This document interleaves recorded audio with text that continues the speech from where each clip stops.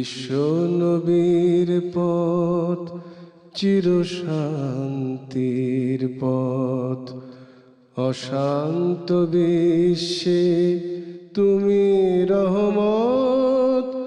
এসো তাই মেধা মননে জেনে নে।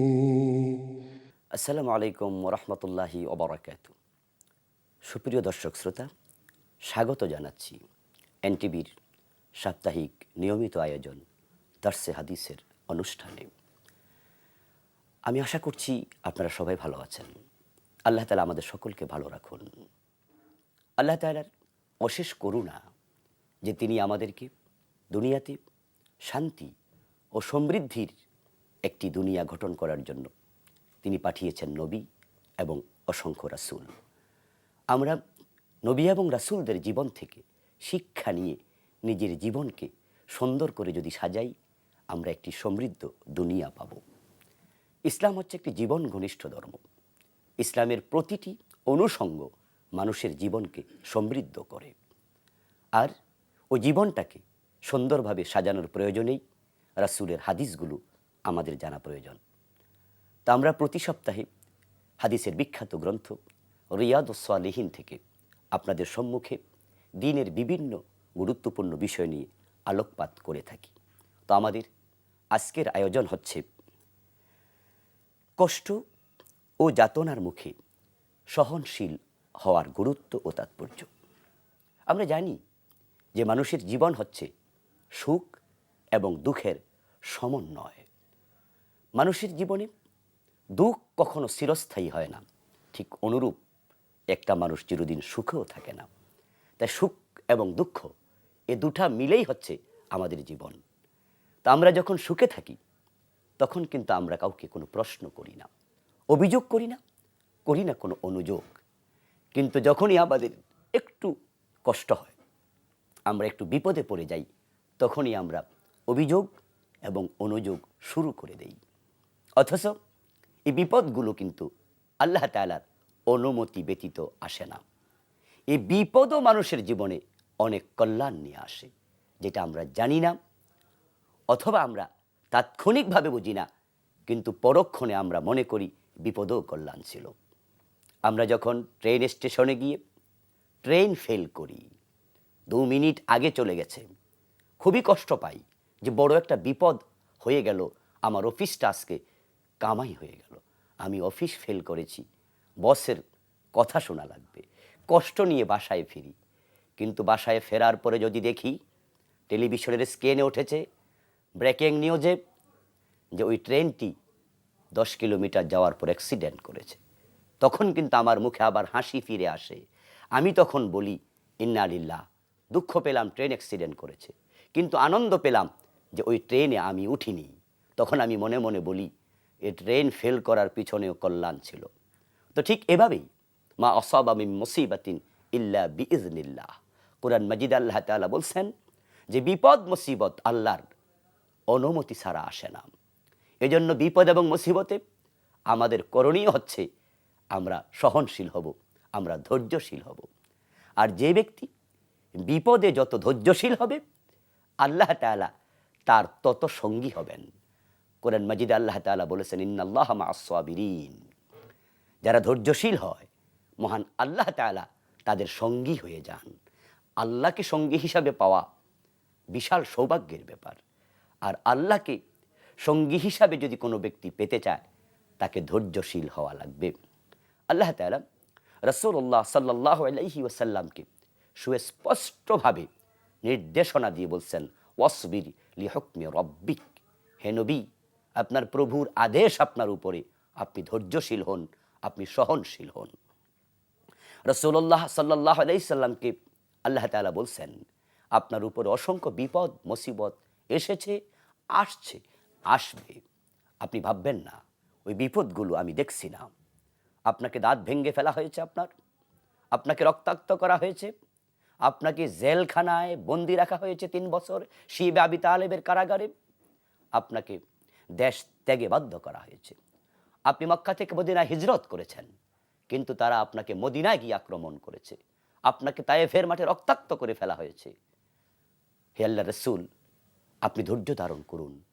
ফাইন্নাকা বিআইউনিনা, আপনি আমার চোখের সামনে আছেন, আমি সব কিছু দেখছি। যদি আপনি ধৈর্য ধারণ করেন তাহলে ইন্নামা ইউওয়াফফাস সাবিরুনা আজরাহুম মাররাতাইন, যারা ধৈর্যশীল হবে তারা তাদের পুরস্কার আল্লাহর কাছে দ্বিগুণ পেয়ে যাবে। এজন্য ধৈর্য মানুষ যত ধরবে তার সামাজিক জীবন, পারিবারিক জীবন তত সুন্দর হবে, আখেরাতে পুরস্কার তত বাড়বে। রাসূলুল্লাহ সাল্লাল্লাহু আলাইহি সাল্লাম বলেছেন, মান ইয়াতাসাব্বার ইউসাব্বিরহুল্লাহ, যে ব্যক্তি ধৈর্য ধরার চেষ্টা করে আল্লাহ তাআলা তাকে ধৈর্য ধারণ করার তৌফিক বাড়িয়ে দেয়। ওয়ামা উতিয়া আহাদুন আতাআন খাইরান আওসা মিনাস সাবর, রাসূলুল্লাহ সাল্লাল্লাহু আলাইহি সাল্লাম বলতেছেন, মানুষকে ধৈর্যের চেয়ে বড় কোনো নেয়ামত দেয়া হয় নাই। যে ব্যক্তি যত ধৈর্য ধরবে বুঝতে হবে সে আল্লাহর পক্ষ থেকে তত বেশি নিয়ামত প্রাপ্ত হয়েছে। আর এই ধৈর্যটা কখন? ধৈর্যের প্রসঙ্গ আসবে বিপদ যখন আসবে তখন।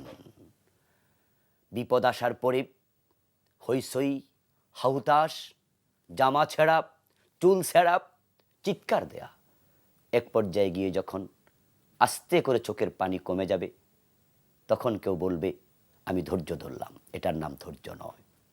রাসূলুল্লাহ সাল্লাল্লাহু আলাইহি ওয়াসাল্লাম বলেছেন, আস-সাবরু ইনদা সাদমাতিল উলা, ধৈর্য হচ্ছে প্রথম ধাক্কাতে, অর্থাৎ বিপদটা যখনই আসবে তখনই সহনশীল হওয়া লাগবে, তখনই ধৈর্যশীল হওয়া লাগবে। যে ব্যক্তি ধৈর্যের প্র্যাকটিস করবে আল্লাহ তার ধৈর্যের গুণটা বাড়িয়ে দেবে। এই ধৈর্য খুবই জরুরি একটি জিনিস। আল্লাহ তাআলা ধৈর্যশীলকে এত ভালোবাসেন, তাকে তিনি হাসরের দিন এ ধৈর্যের কারণে অনেক বড় পুরস্কারে ভূষিত করবেন। আমরা জানি এই পৃথিবীতে মানুষের যত বিপদ আসে, এই পৃথিবীর বিপদগুলোর মাঝে একজন বাবার কাছে সবচেয়ে বড় বিপদের সংবাদ হচ্ছে তার সন্তানের মৃত্যু। সন্তানের মৃত্যুর সংবাদের চেয়ে দুনিয়ায় বিপদের আর কোনো সংবাদ নেই, এর চেয়ে বড় কোনো বিপদ নেই। আল্লাহ রাসূল সাল্লাল্লাহু আলাইহি সাল্লাম বলছেন, যখন কোনো সন্তানের মৃত্যু হয়, মালাকুল মউত যখন তার জান কবজ করে আল্লাহর কাছে গিয়ে রিপোর্ট করে, আল্লাহ তাআলা তখন মালাকুল মউতকে প্রশ্ন করেন, ফেরেশতাদেরকে বলেন, আকাবাতুম ওয়ালাদা আবদি, তোমরা কি আমার বান্দার সন্তানকে তার কোল থেকে কেড়ে নিয়ে এসেছো? আকাবাতুম সামারাতা ফুয়াদিহি, তোমরা কি আমার বান্দার কলিজার ধনটাকে কেড়ে নিয়ে এসেছো? ফেরেশতারা বলে, প্রভু আপনার আদেশ আমরা পালন করেছি। আল্লাহ তাআলা তখন প্রশ্ন করেন, মাযা ক্বালা আবদি, সন্তান যখন মায়ের কোল থেকে কেড়ে নিয়ে এসেছো, বাবার কোল থেকে কেড়ে নিয়ে এসেছো, আমার বান্দা বান্দির অভিব্যক্তি কি ছিল, প্রতিক্রিয়া কি ছিল? তারা কি আমাকে গালি দিয়েছে? তারা কি আমার ব্যাপারে কোনো কটু মন্তব্য করেছে? যদি আপনি ধৈর্যশীল হন, নিশ্চয়ই সন্তানের মৃত্যু দেখে আপনি বলবেন, ইন্না লিল্লাহি ওয়া ইন্না ইলাইহি রাজিউন। শুধুমাত্র মৃত্যু নয়, যত রকমের বিপদ আছে সব বিপদ দেখে দোয়া পড়তে হয়। আল্লাহ তাআলা কোরআন মাজিদ আমাদেরকে শিখিয়েছেন এই কথাটি, ইজা আসাবাতহুম মুসিবাতুন ক্বালু ইন্না লিল্লাহি ওয়া ইন্না ইলাইহি রাজিউন। যখন তাদেরকে কোনো বিপদ পেয়ে বসবে তখন তারা বলবে, আমরা তো সকলে আল্লাহর জন্য, আল্লাহর কাছেই আমরা ফিরে যাব। যদি কোনো বাবা, যদি কোনো মা সন্তানের মৃত্যু দেখে আল্লাহ তাআলাকে গালিগালাজ না করে আল্লাহর সিদ্ধান্তের উপরে সবর করে, সহনশীল হয়, ধৈর্য ধারণ করে, সে বলতে পারে, ইন্না লিল্লাহি ওয়া ইন্না ইলাইহি রাজিউন। ফেরেশতারা আল্লাহ তাআলার কাছে রিপোর্ট করেন, বলেন, প্রভু আপনার বান্দাবান্দি আপনাকে কটূক্তি করেনি, আপনাকে গালিগালাজ করেনি, আপনার সিদ্ধান্তে তারা অস্থির হয়নি, বরং তারা ইন্না লিল্লাহ পড়েছে, হামাদাকা হামেদাকা ওয়াস্তারজা, তারা আপনার সিদ্ধান্তে খুশি আছে, তারা বেজার নয়, তারা আপনার উপরে বিরূপ মন্তব্য করেনি আপনার ব্যাপারে, বরং তারা ইন্না লিল্লাহ পড়েছে। আল্লাহ তাআলা তাদের ওই বিপদের সময় এই ধৈর্যের কারণে পুরস্কার হিসাবে ফেরেশতাদেরকে বলেন, ইবনু লাহু বাইতান ফিল জান্নাহ ওয়া সাম্মুহু বাইতাল হামদ। ও আমার ফেরেশতারা, এই ব্যক্তি এত বড় বিপদে ধৈর্য ধারণ করেছে, আমার উপর সে কোনোভাবে অসন্তুষ্ট হয়নি, সুতরাং তার জন্য জান্নাতে একটি ঘর বানিয়ে দাও। ফেরেশতারা ওই ধৈর্যের পুরস্কার হিসাবে জান্নাতে ঘর বানিয়ে দেবে। রাসূলুল্লাহ সাল্লাল্লাহু আলাইহি সাল্লাম বলছেন, আল্লাহ তাআলা বলেন, ইযা ইবতালাইতু আবদি বিহাবিবাতাইহি আওয়াদতুহু মিনহুমাল জান্নাহ ইয়ানি আইনাইহি। আল্লাহর হাবিব সাল্লাল্লাহু আলাইহি সাল্লাম বলছেন, যখন কোনো ব্যক্তির দুটি চোখ আল্লাহ কেড়ে নিয়ে যান, চোখ হারিয়ে ফেলার মতো বিপদ আর কি হতে পারে? যার চোখ নাই সেই বোঝে চোখের মর্ম যে কত। কিন্তু যার চোখ চলে গেছে, আল্লাহ রাসূল বলেন, সে যদি ধৈর্য ধারণ করতে পারে এই বিপদে, তাহলে আল্লাহ তাআলা বলতেছেন, আমি তার এই দুটি চোখের বিনিময়ে তাকে জান্নাত দিয়ে দেব। আর যদি কোনো ব্যক্তি ধৈর্যহীন হয়ে যায়, তাহলে সে তার এই কষ্টের পুরস্কার পাবে না। আল্লাহর হাবিব সাল্লাল্লাহু আলাইহি সাল্লাম বলতেছেন, মা আসাবা মিন মুসলিমিন মিন ওয়াসাবিন ওয়ালা নাসাবিন ওয়ালা গাম্মিন ওয়ালা হাম্মিন হাত্তা শাওকা ইউশাকুহা ইল্লা কাফফারাল্লাহু বিহা খাতায়াহু আও কামা ক্বালান নবী সাল্লাল্লাহু আলাইহি ওয়াসাল্লাম। আল্লাহ রাসূল বলছেন, যদি কোনো ব্যক্তি বিপদগ্রস্ত হয়, বিপদগ্রস্ত হবে, তার অসুস্থতা হয়েছে, তার বিমারি হয়েছে, ওই ব্যক্তি বিপদে পড়েছে, ব্যবসা প্রতিষ্ঠান লস হয়ে গেছে, তার চাকরিটা চলে গেছে, তাকে বিনা দোষে জেলখানায় যাওয়া লেগেছে, তাকে বিনা দোষে জেলের ঘানি টানা লেগেছে। যদি অত বড় বিপদগুলো তার মুখোমুখি সে হয়ে যায় বিপদের, তখন যদি সে ধৈর্য ধারণ করতে পারে, আল্লাহ তাআলা বিপদ হবে যত বড়, পুরস্কার দিবেন তত বড়। বিপদ হবে মানুষের যত বড়, ওই বিপদের ওসিলায় গুনাহটা ক্ষমা করবেন ঠিক তত বড়। অন্য হাদিসে আসছে, ইন্না উযামাল জাযা মা ইযামিল বালা। বিপদ যত বড় হবে, পুরস্কার তত বড় হবে। এই জন্য ধৈর্য ধারণের প্র্যাকটিস আমাদের করা দরকার। ইউসুফ আলাইহিস সালামকে হারিয়ে উনার বাবা ইয়াকুব আলাইহিস সালাম বলেছিলেন, ফাসবরুন জামিল, যে আমি সর্বোত্তম ধৈর্য ধারণ করলাম। সন্তান হারিয়ে ফেলার মতো কষ্ট আল্লাহর নবী ইয়াকুব আলাইহিস সালাম ধৈর্যের মাধ্যমে মোকাবেলা করেছেন। এই জন্য বিপদ মুসিবত আমাদের জীবনে আসতেই পারে, আমরা যেন ধৈর্য হারা হয়ে না যাই। হযরতে ইবনু আব্বাস রাদিয়াল্লাহু তাআলা আনহু, উনার ঘনিষ্ঠ সহচর হযরত আতা রাহমাতুল্লাহি আলাইহিকে একদিন বললেন, হে আতা, আমি কি তোমাকে জান্নাতি কোনো মহিলা দেখাবো?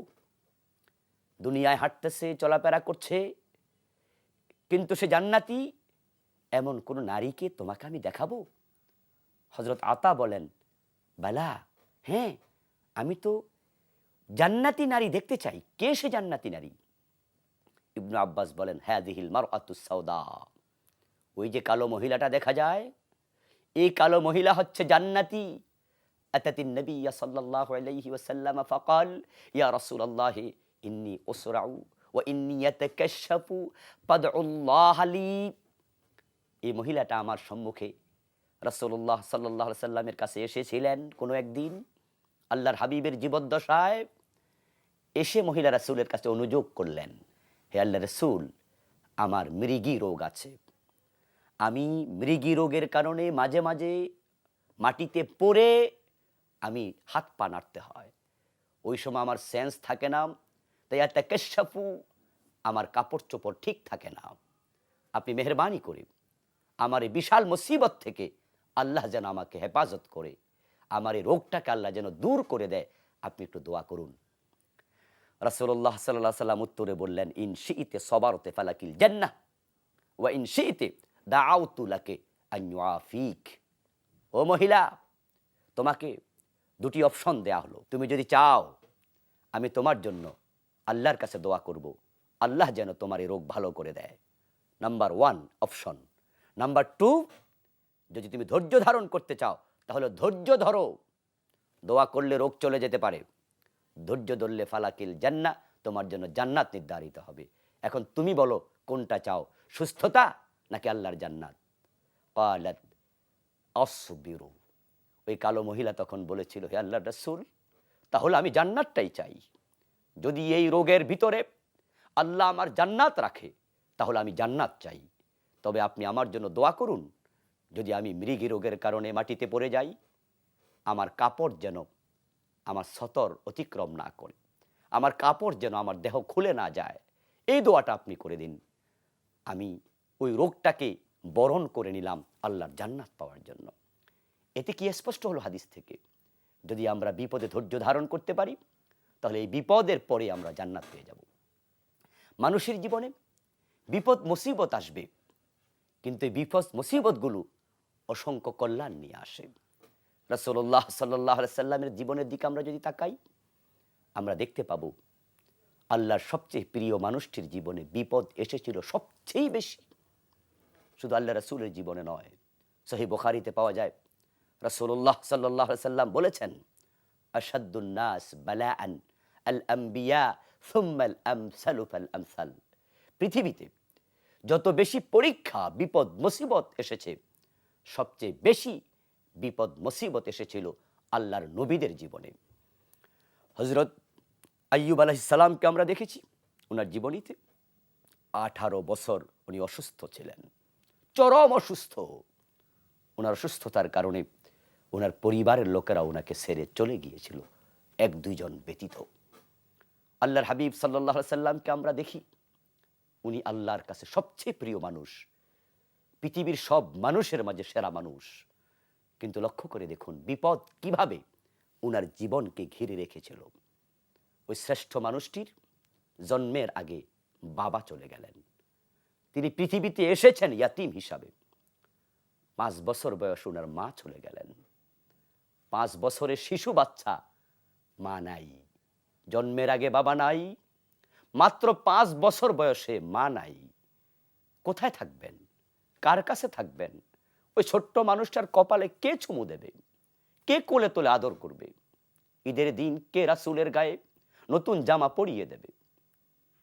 শীতের দিনে রাসূলের গায়ের মাঝে কে জামা জড়িয়ে দেবে? 5 বছর বয়সে আল্লাহ তার মাকেও কেড়ে নিয়ে গেলেন, আশ্রয় নিলেন তিনি দাদার কোলে।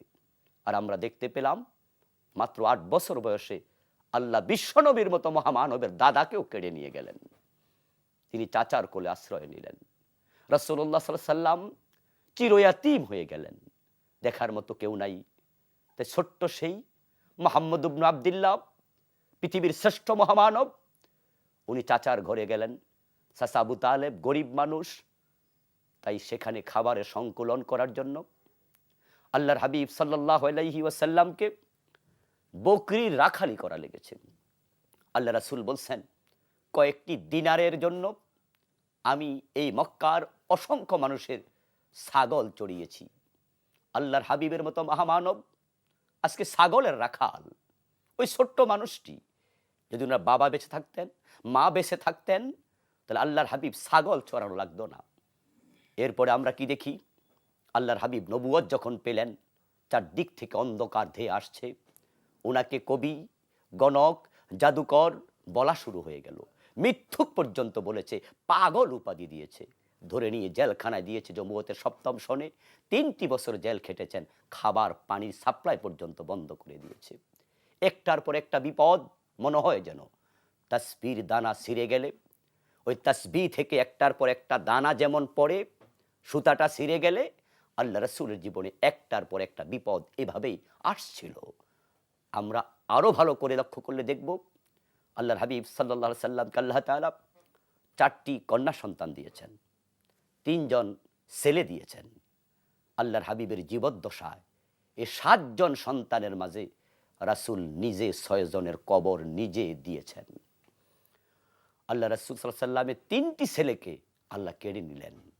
আল্লাহর হাবিবের জীবদ্দশায় ওনার মেয়ে জয়নবকে কেড়ে নিলেন, রুকাইয়াকে কেড়ে নিলেন, উম্মে কুলসুমকে কেড়ে নিলেন। 7 জন সন্তান আল্লাহর হাবিব হারিয়েছেন তার নিজের জীবনে। আমরা যদি একটা সন্তান মারা যায় আমরা অস্থির হয়ে যাই, 2টা সন্তান মারা যায় অস্থির হয়ে যায়, 3টা মারা যায় আমরা মানুষের কাছে বলতে শুরু করি, আল্লাহ বুঝি আমাকে বিপদ পরপর দিচ্ছে, আমার কোল খালি করে ফেলছে। আপনি ভাবছেন যে বিশাল বিপদে আপনি পড়ে গেছেন, অথচ আল্লাহ তাআলা পৃথিবীর শ্রেষ্ঠ মানুষটার 7 জন সন্তানের মাঝে 6 জনকে কেড়ে নিয়ে গেলেন। রাসূলুল্লাহ সাল্লাল্লাহু আলাইহি সাল্লাম শুধু হযরত ফাতেমা রাদিয়াল্লাহু তাআলা আনহাকে উনি দুনিয়ায় রেখে তিনি ইন্তেকাল করেছেন। আর বাকি 6টা সন্তান কেড়ে নিয়েছে। বিশ্বনবীর মতো মহামানবের বাবা কেড়ে নিয়েছে, মা কেড়ে নিয়েছে, দাদা কেড়ে নিয়েছে, জেল খাটিয়েছে, দাঁত ভাঙিয়েছে। আল্লাহর হাবিবকে দেশ থেকে আল্লাহ তাআলা সেখানে হিজরত করিয়েছেন। হিজরত আল্লাহর নির্দেশনায় হয়েছিল। সব কিছু ছেড়ে দিয়ে ওনার সন্তানগুলো আল্লাহ কেড়ে নিয়েছেন।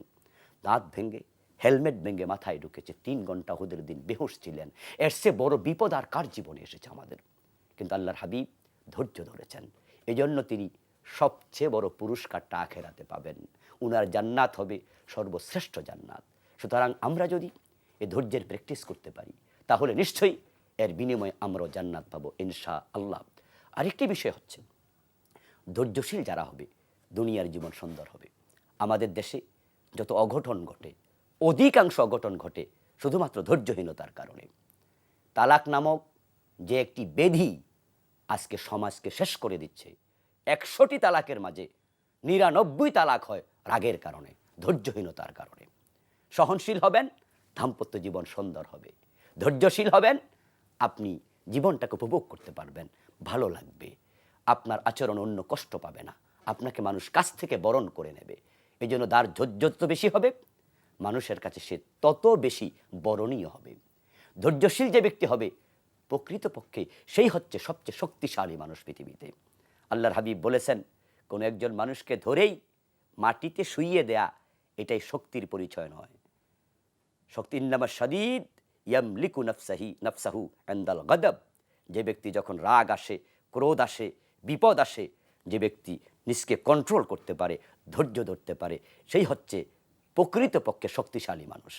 এই জন্য আসুন আমরা ধৈর্যের প্র্যাকটিস করি। আল্লাহর মতো ধৈর্যশীল কেউ নাই। আল্লাহ হচ্ছেন সবচেয়ে বেশি ধৈর্যশীল। মানুষ শিরিক করে, আল্লাহ তাকে খাবার দেয়। মানুষ কুফরি করে, আল্লাহ তার অক্সিজেন দেয়। মানুষ আল্লাহকে গালি দেয়, আল্লাহ তার নেয়ামত বন্ধ করেন না। তো আল্লাহর গুণ হচ্ছে ধৈর্য। আর এই ধৈর্যের গুণটি যদি আমরা গ্রহণ করতে পারি, তাহলে আল্লাহর একটি গুণ আমরা অর্জন করতে পারলাম। তাখাল্লাকু বি আখলাকিল্লাহ, তোমরা আল্লাহর গুণে গুণান্বিত হও। সিবাগাত আল্লাহ, তোমরা আল্লাহর রঙে রঙিন হও। এজন্য আসুন আমরা হাদিস এবং কোরআনের এই নির্দেশনাকে সামনে রেখে রিয়াদুস সালিহিন নামক কিতাবের আজকের যে অনুচ্ছেদ আলোচিত হলো, এই অনুচ্ছেদ থেকে আমরা শিক্ষা নিয়ে নিজের জীবনে ধৈর্যের প্র্যাকটিস করি। আমরা ধৈর্যের জন্য চেষ্টা করি, অনুশীলন করি, নিশ্চয়ই এই গুণটি আমাদের ভিতরে আসবে। আপনারা যারা জীবনটাকে সুন্দর করে সাজাতে চান, হাদিসের কিতাবগুলো ঘরে রাখুন, বিশেষ করে রিয়াদুস সালিহিন। এটা খণ্ডে খণ্ডে পাওয়া যায়। এই ছোট ছোট খণ্ড 4টি খণ্ডে বিভক্ত হয়ে চমৎকারভাবে বাজারে এসে গেছে। আপনি চাইলে 1 মাসের চায়ের টাকা জমালেই আপনি এই কিতাব কিনে ফেলতে পারবেন। এজন্য আসুন, বাংলায় অনুবাদ হয়ে গেছে। আমরা রিয়াদুস সালিহিনকে নিজের ঘরে রাখি, অফিসে যাওয়ার সময় ব্যাগে করে নিয়ে যাই, অবসর টাইমে পড়ার জন্য বালিশের পাশে রাখি, ঘুম যখন আসবে না একটু চোখ বুলাই, একটা হাদিস পড়ে ঘুমাই। এভাবে আমরা হাদিসগুলোকে নিজের জীবনের সঙ্গী বানাই, তাহলে জীবন সুন্দর হবে। আল্লাহ তাআলা সে তৌফিক আমাদের দান করুন, আমিন। আসসালামু আলাইকুম ওয়া রাহমাতুল্লাহি ওয়া বারাকাতুহু। বিশ্ব নবীর পথ চির শান্তির পথ, অশান্ত বিশ্বে তুমি রহমত।